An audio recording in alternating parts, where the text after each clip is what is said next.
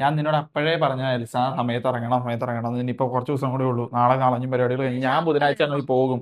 ഏഹ് ഷാർപ്പല്ലായിരുന്നു. ഞാൻ എന്ന് ഷാർപ്പാ നിന്റെ റൂമിൽ നിന്ന് മുട്ടിയാണ് ഏറ്റവും സമയം ഞങ്ങൾക്ക് എല്ലാ ദിവസവും പോണത്. ചുമ്മാ ഇന്ന് ഞാൻ ജോമറ്റടിയിൽ ഷാർപ്പ് ഞാനൊക്കെ 11 മണി എന്ന് പറഞ്ഞ 12 മണി എന്ന് പറഞ്ഞാൽ 12 ഇപ്പൊ 12 2 നമ്മൾ സമയത്തിന്റെ കാര്യത്തിൽ എപ്പോഴും ഷാർപ്പാണ്. സമയത്തിന്റെ കാര്യത്തിൽ ഞാൻ ഇന്ന് നിങ്ങളോട് പറയണേ 8ാമത്തെ ദിവസത്തെ വ്ളോഗ് 7ാമത്തെ ദിവസത്തെയാണെന്ന് എനിക്ക് തോന്നുന്നു.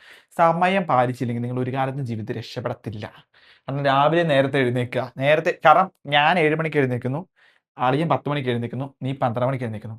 നീ എഴുന്നേൽക്കുമ്പോഴത്തേക്ക് ഞാൻ 5 മണിക്കൂർ പണിയെടുത്ത് കഴിയും. ഇവരെ രാവിലെ കറക്റ്റ് 8 മണിക്ക് വന്ന് വിളിക്കുന്നത് ഈ ഞാനാണ്.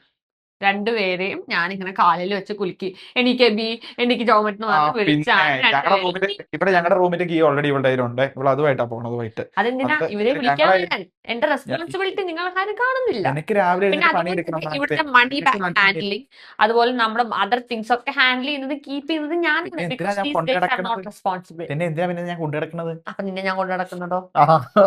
We both of each other take care of each other. പോന്നു.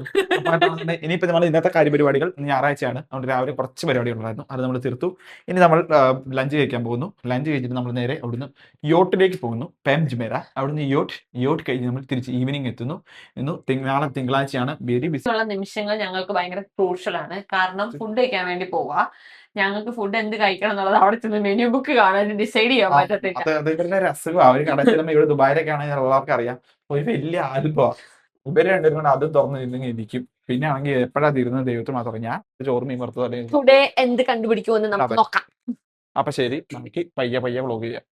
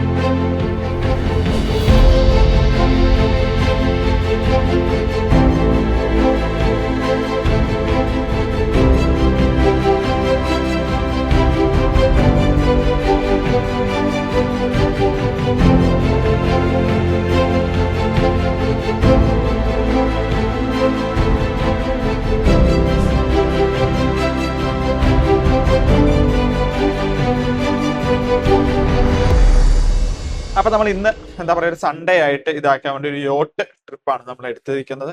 ഇത് വലിയ ആൾക്കാരൊന്നുമില്ല, ഇതൊരു യോട്ടാണ്. ലൈക്ക് യോട്ട് എന്നുള്ള സ്പെല്ലിംഗ് കറക്റ്റ് ആണോ എന്ന് എനിക്കറിയത്തില്ല.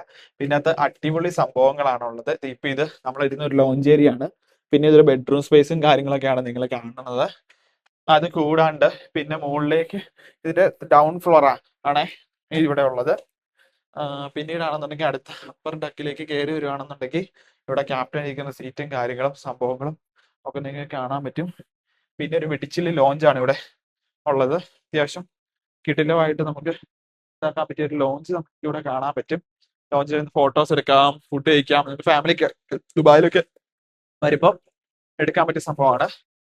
അത് കൂടാണ്ട് ഇവിടെ ഇങ്ങോട്ട് വന്നു കഴിഞ്ഞാൽ അതിൽ അടിപൊളി സംഭവങ്ങളാണ്. കടല് കാണാം, കടല് കണ്ടിങ്ങനെ ഇരിക്കാം. അപ്പൊ നിങ്ങൾ ഇടയ്ക്ക് പിടിക്കുക, സംഭവം സെറ്റ് ആക്കുക, ഇതാക്കാം. എന്തെങ്കിലും ചോദിച്ചാൽ ഏതെങ്കിലും ഇതിന് മെസ്സേജ് അയച്ചാൽ മതി. മെസ്സേജ് അയക്കുമ്പോൾ വോയിസ് മെസ്സേജ് ആയിട്ട് അയക്കണം, അല്ലാണ്ട് ടെക്സ്റ്റ് ആയിട്ട് അയച്ചിട്ട് ഹായ് അയച്ചു കഴിഞ്ഞാൽ നമ്മളെപ്പോഴെങ്കിലും കാണാൻ നിർബന്ധമില്ല. കാരണം ഇപ്പൊ 100 എൻക്വയറി വരുന്ന ടൈം ആയതുകൊണ്ട് ഒന്ന് കാണാൻ ഒരിക്കലും നിർബന്ധമില്ല കേട്ടോ. അപ്പോൾ എല്ലാവർക്കും ബൈ.